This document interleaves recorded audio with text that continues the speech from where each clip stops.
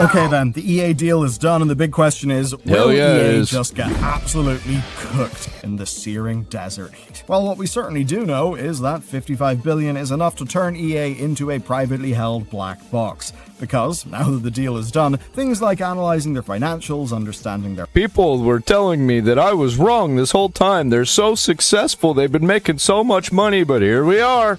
They sold to Saudi Arabia. Successful company right there. Also, people say that I shouldn't be rooting for this because an international entity took over an American company. Well, guess what? That already happened with EA. Whenever the communist globalist freaks took it over. Try and push the gay agenda. Their plans and all of that reporting just got so much harder. And so if you're an EA employee... And honestly, the leftoids should love this because they love the Muslims so much. He wants to talk to us, and I have a suspicion there's a lot of people who will have a lot of things to talk about. Please do reach out, because the company doesn't really have to say shit anymore. But they have given us some hints. We know that Are they getting out all the gay stuff? Organizational efficiencies are coming. Staff are almost starting to lose their jobs. We will probably see projects cancelled and studios reorganized around the interests of EA's new owners. CEO Andrew Wilson says it's the company's next chapter. Different Andrew Wilson. I just don't really know if we're going to like the story that they're about to tell us. Alright, so there's parts of how we got here that are really vital to understanding the rest of the story. So, in September of last year, EA announced that they would be sold for $55 billion. By December, shareholders approved the sale, and in the wake of that, there was of course a lot of concern. And rightly so. We saw US lawmakers and union leadership demanding reviews of things, pointing to the damage this could do to the EA workforce, and the potential monopoly concerns over the new owners controlling quite so much of sports culture infrastructure. And beyond that, we saw consumer groups and players protest, but really, there was no way regulators are going to get involved with this. That's because EA owns no major platforms, they control no proprietary delivery methods, and they don't even really make that many games. And in the US, it probably helped to the... Dude, yeah, like, they make sports games. Nobody really plays sports games. I mean, they get a wide audience because they're a globalist company. But, like, nobody really plays the sports games. The president's son-in-law was the person shepherding this deal. It's also... And what else did EA have? Or what else were they making? Mass Effect? Nope. Fuck that up. Dragon Age? Nope. Fuck that up. It's about all they got, other than sports. Just BioWare.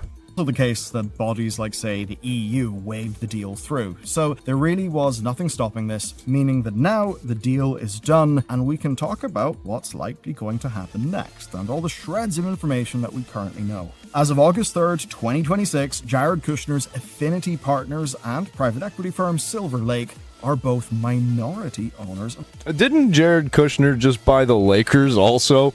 Electronic Arts, and that's because the 93% majority owners are our good friends, the Saudi Arabian Public Investment Fund. All previous shareholders got themselves a cool $210 a share. Which, by the way, I think they own Pokemon Go also, or at least the service that Pokemon Go runs on, but I think they've straight up owned the company that owns Pokemon Go. Share, and within 12 hours of the deal closing, we found fun things like, say, all of their investor and financial data sharing being pulled down. And with all that, EA, the corporate entity, is now a black box. It's far harder to know what's going on. But nothing immediately is supposed to change in how EA is ran. The company's headquarters is still going to be in California. Andrew Wilson will remain as CEO, and he's just... Get out the gays.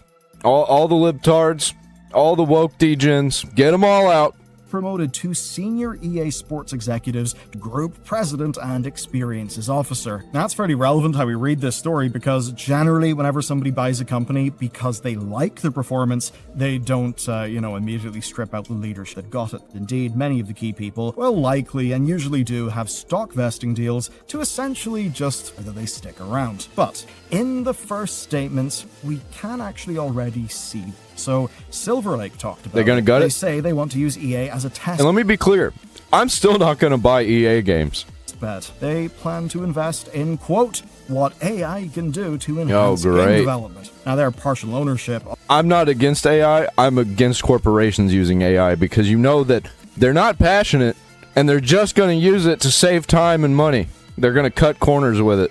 of WWE and UFC, plus relationships with other sports and entertainment brands through WME Group, may also, EA Sports. So you can see that stuff making sense. But if you ask me, the intrigue really kicks in when we talk about Kushner's affinity partners. That's not really just speculation. We actually have some stuff officially from the Saudis, which is really funny. Affinity partners, for their part, said that the global reach of EA and the brands was amazing. And as much as that can come off as just cringe business speak, I think the reach... They're not coming back.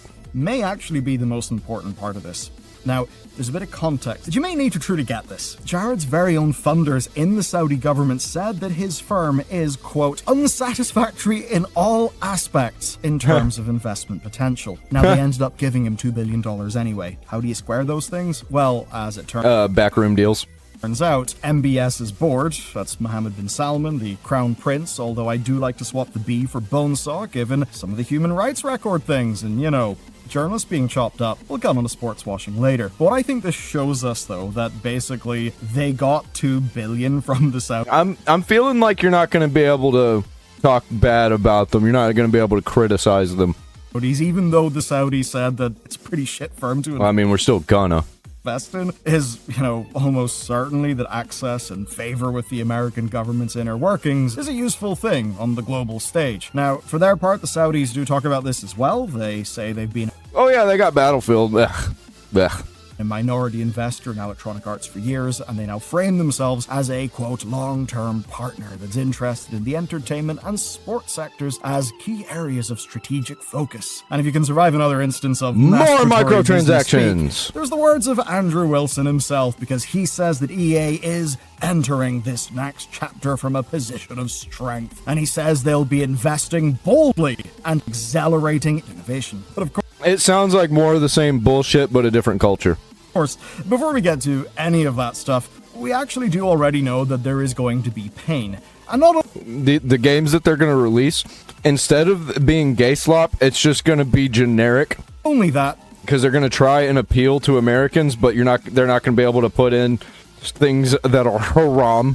There has already been. What's vital to understand is that an acquisition starts well before there is any money on the table. EA have been spending a significant chunk of their profits buying back their own stock to drive up the company value. And at the same time, since 2022, EA have joined the rest of the industry in... EA is so successful. Look at their numbers. Yeah, they were buying their own stocks. Holy shit. Doing a hell of a lot of layoffs, basically carving out parts of the business that they think could be more efficient. That's led to more than 2,500 staff being laid off since then. It's led to studios like BioWare and Codemasters being completely gutted, essentially reduced to either single project studios or support studios. Then there's studios like Cliffhanger Games, who are making a Black Panther game, and Ridgeline Games, who are on Battlefield, that have been shuttered entirely. We've also seen that non-sports mobile games have broadly been abandoned. I'm not going to shed a tear for that, though. And EA have been stepping away from their fully licensed properties like, say, FIFA, but also racing games. And the way to understand all of that stuff, the layoffs and the tightening of their portfolio focus, it's basically the kind of thing... Bro, they killed Need for Speed. I hope they fucking burn.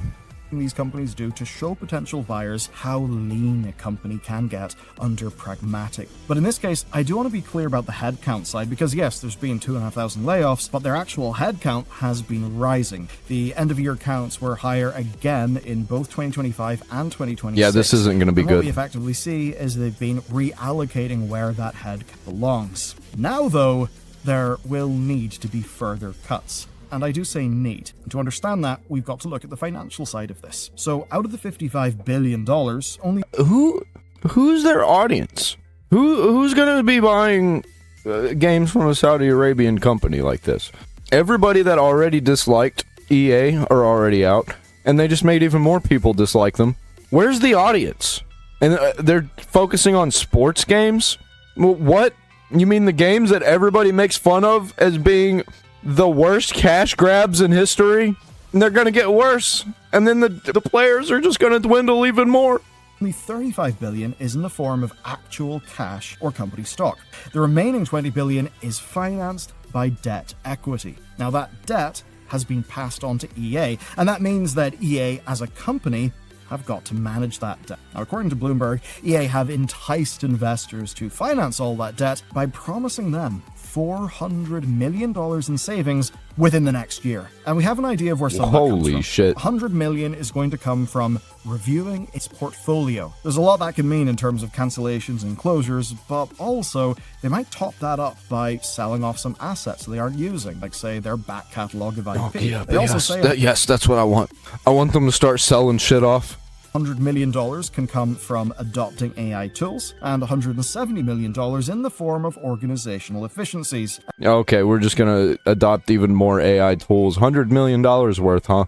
And if you take that all together, what it effectively means is almost certainly layoffs, probably game cancellations, and perhaps even some studio closures. And I think the whole fucking thing's gonna get shut down. that would be even before we see any integration between, say, Electronic Arts and any of the other companies that the Saudi Public Investment Fund owns. Now, it won't all be smooth sailing, and staff will likely try to fight things where they can, probably not to save their jobs. I'd say more likely to just get better conditions for how they could be treated in a layoff. Certainly, with rumors of layoffs, we've seen a lot of unionization across the industry, with Xbox being a big example. But That's really good. Yeah, unions. No, that's what we need. That's gonna fix things. the thing is, all that Morons. stuff that I just said is atop EA's regular performance. So to understand how they think about the debt, we've got to take a look at how they actually perform. Now, that would normally be hard because if you go to their investor relations page, you'll see that it doesn't exist anymore. But we do have their historical performance, and we did nab their most recent quarterly earnings before it went down. So, when 2026's financial year closed, EA had made themselves a lovely $7.5 billion in revenue, but they'd only made $887 million in net profit, even though that was one of their best years ever. And that all matters when we think about the scale of that net profit to, of course, the scale of the huge amount of debt that they've taken on, which is Yeah, and they're still gonna be spending fucking $300 million plus to make video games. $20 billion. Though it's obviously not just the $20 billion, there is also the interest payments. And, interest on $20 billion is going to be a lot. Now, they do think that they can stay ahead of this through careful accounting and, as we've seen over the last few months, finding new ways to monetize their games. In that report, they highlighted increased Ads in-game incoming. revenue from Apex Legends and Battlefield 6 microtransactions, even as Ultimate Team dropped off a bit. But EA's current wave of investments do go far beyond microtransactions. You guys had quite the reaction to EA's new in-game advertising platform that they've been rolling out over the last few months. Can't say that I love it, you know. Red Bull being a event in Battlefield. There's other things like, of course, hoarding promotions on the EA Sports games, but it does actually go further than that still. As an example, The Sims just rolled out their UGC Maker Marketplace on PC and consoles, where they take a lovely 70% of every asset transaction. You know, usually when you hear 70-30, the 70 goes to the person who made the thing. In this case, quite a lot less. Milking. But then there's just the raw price of the games. EA Sports FC, kind of quietly, because I think in a lot of gaming culture... Milking those pay cows. I almost said milking the pay pigs. You can't really milk a pig. Can you? We just treat the sports I wouldn't drink pig milk. games as if they're off in their own bubble. But get this. They raised the ceiling on what a premium launch edition could be to $150, making it their most expensive single game ever. And of course, They're definitely going to be the first company to push $100 games. while trying to And people will buy them. push pay-to-win mechanics into games like college football, and quite literally removing mechanics from the prior game and then trying to sell them back to you in the next game. They literally did that, and at the very least, people were pissed off enough that EA did end up reverting it, but we all know They still bought it. they want to do, right? And I think it's fair to say we all know why. They want to make EA look good for their new owners, and they want to tell those new owners that each element of EA can pull its own weight. And you know what? If I was to really try and steal man... Dude, if you buy every yearly release of a sports game, multiple sports games, you are a fucking giant retard. I know so many people who do this, and they are the dumbest people that I know. and their situation, you could If you are one of the people that buys the sports games, I'm not sorry. You're retarded. say that they've actually got more of a chance of pulling all this stuff off than they did in the past. There is a world where a now privately owned EA isn't beholden to quarterly reporting, meaning that they're more able to make long-term investments and monetary decisions. Take a little bit of pain now for better gain in the future, and not having to worry about spooking a market. Maybe that could mean better decisions, maybe ones that are less immediately hostile to customers. All that's what a best case scenario would look like, but I don't think we're going to get that. Money then. It's not. Yeah, I'm not seeing any successes here. I'm not hearing anything that sounds good for me. I'm definitely not buying in. The only thing that the Saudis want, though, absolutely, yeah, they'll want EA to make a load of money. Duh. But the goal for a Saudi-controlled EA is to be a part of their broader and very long-running strategy of sports washing. All the tomfoolery with the private equity firms, sort of trying to facilitate the deal, grease the wheels of it, etc. That's just kind of that being there to maybe make some bank and, of course, offer a little bit of closeness to, say, American government. But let's do the sports washing thing. Sports washing is why a government-backed fund like the PIF would invest in. You take, say, a reputation like that of Saudi Crown Prince Mohammed bin Salman's, a man the CIA connects to the murder of journalists, or, of course, the deeply repressive state itself, one that is full of really quite horrific human rights violations. And I can understand, especially in a world where it feels like stories aren't always about just like the contents of the story, and they're more about like a sort of political fight. I can understand how people might just read that and see, oh yeah, whatever, they have problems, sure, but doesn't everyone? I mean, if you've got the stomach for it, I would recommend you actually look into what those things really look like in that country. Even say some of the migrant worker stuff. It is genuinely horrifying and honestly fucking barbaric. It is awful. Of course, it's what sports washing exists to launder. And the way that's done is fairly goddamn simple. You launder the reputation by connecting the state to things that people like. That could be, say, expatriate programs to, get people in, say, whatever, come over here, we're not going to tax you. It, of course, can be a lot of real sports stuff. It's also been in some technological areas, and of course it's also in games. That's why they're buying up stakes in major companies like Nintendo, whilst outright buying SNK, Scopely, and others. There's projects like Neum, the fundamentally ill-conceived, pretty stupid mega city in the desert. That's almost certainly not going to happen, but has still displaced natives. Isn't that the Line City? And killed a lot of workers thus far. But hey, that's just like inconvenient downer stuff. Let's put that out of our heads and take a look at the esports city that they've built, or how they've purchased the fighting game tournament EVO and are creating an esports World Cup out of nothing. Yeah, that's gonna work because people really love esports. Those be fun. Let's focus on them instead. God damn, it just seems like bad decisions after bad decisions. They're trying to do things they think are popular because people are telling them they're popular. But these people don't play games, so they don't know what's going on. The point. And so buying Electronic Arts, placing their sports games at the... It's like they're trying to control the culture rather than flow with it, center of a big web of connections. They never learn. Say, Silver Lake's talent to Saudi sports washing. It's why this ultimately does all make quite a lot of sense. That is, except for the parts that don't. And you may like some of those parts. EA single-player games and library of IP are relatively prestigious. They very much don't suit this model, and there's also fundamental incompatibilities between the mindset of EA's new owners and, well, the reality of many of EA's customers. But hey, if you're straight and based, no worries. Let's just not care about the other people we, share our country. And that's especially the case where you've got games that do have a significant, say, queer audience, as one example. And on that, there's one thing I want to be really clear about. Because they're definitely not going to hold that queer audience. And they're not holding their chud audience either.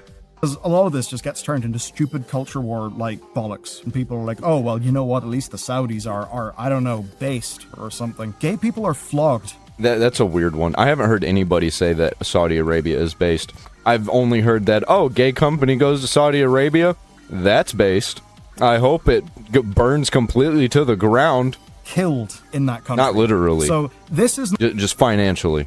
Not about someone having a lifestyle that you can't understand. This is something far more fundamental about state power and a state that is pretty much incompatible with American values, most European values, etc., etc. I only talk about those because of the ones that I happen to know. You know, that is a problem, because now they do actually own the things that you like, and that's probably not good for you and me. And even to put all that... They don't own anything that I like. Like, all the things that I like died a long time ago from EA.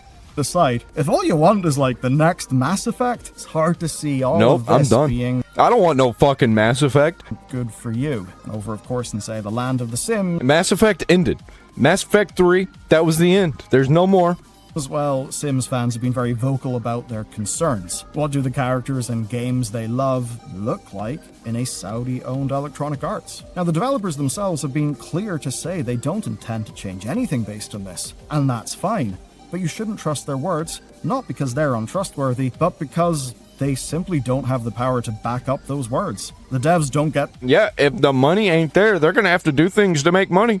They'll have to make changes to make that call, because their studios don't own the things that they're working on. They are just part of a much larger machine. And while that was the case when EA was a public company, a big old machine producing lots of headlines for us to have fun about, they are now part of an even larger and quite different machine. Challenge is that machine has started to break a little in 2026. The Saudi sports washing and investment program has actually seen spending be cut across many projects in the last year.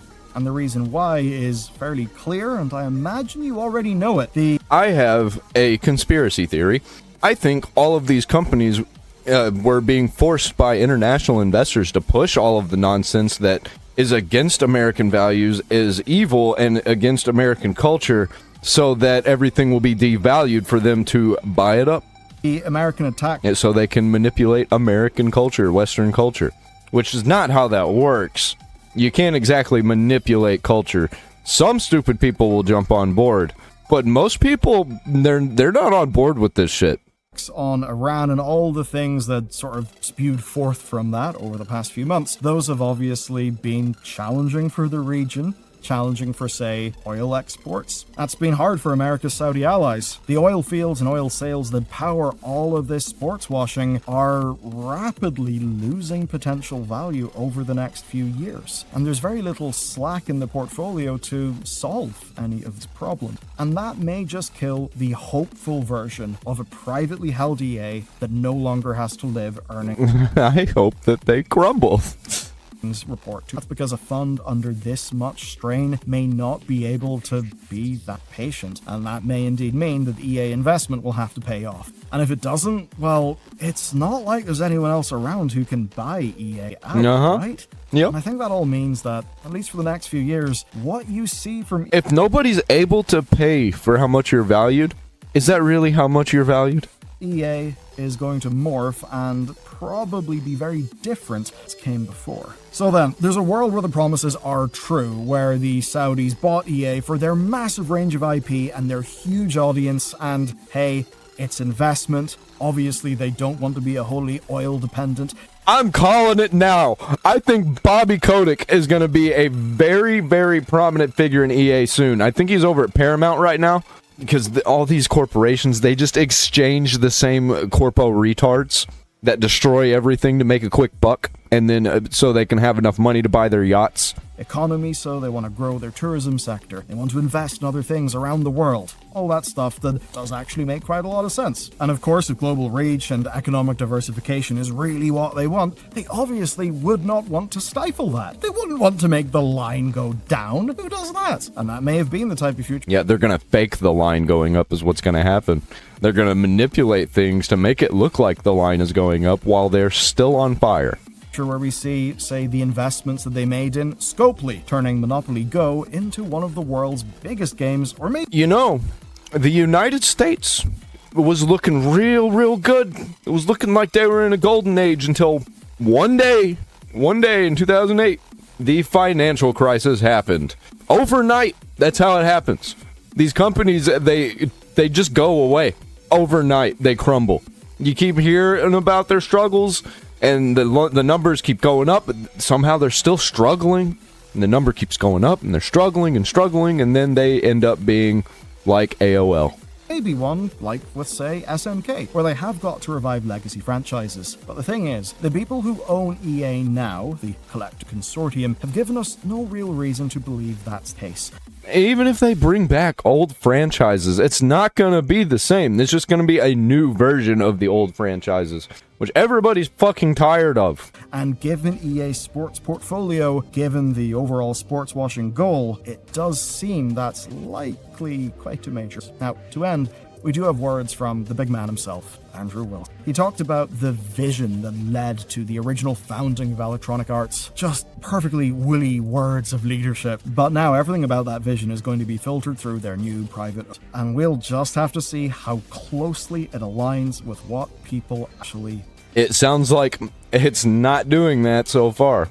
Let's see how it goes. And I know this video maybe in tone has been a little bit different to what we usually do here. It's the kind of thing where when I'm running this channel, I want it to be mission focused. It's a channel about video games. It's not a channel about geopolitics. It's not a channel about domestic American politics or anything. Yeah, unfortunately, video games have gotten too big. They are, I think, the video games, are they the biggest industry in the world right now? That in, like, entertainment? I'm gonna check. Yep, the video game industry is the largest entertainment industry in the world by revenue, generating approximately $184 billion annually. So, of course, geopolitics is going to start sinking in and trying to make money off of it. They did it with Hollywood. Of course they're going to do it with video games. They're going to do it tenfold. Anything like that. But in this case, those things do seem directly tied to the actual video games, and therefore I do see it as being on mission, and I think reporting this story, sanding away all the edges, sanding away the things that can maybe offend people, I think that would be deeply irresponsible, because I think you guys have a right to be properly informed, and as someone who is like processing and relaying news, as our team is working on all of that news, doing the sourcing, the research, the investigation, it's important that we don't turn a blind eye to this. So that fun little ramble done, I think we could all do with a more light-hearted topic, but one we still care about. And I think you should watch this now. I don't do light-hearted topics. I only do the political ones that are dire for the gaming industry. And I love it. I want the gaming industry to completely crumble.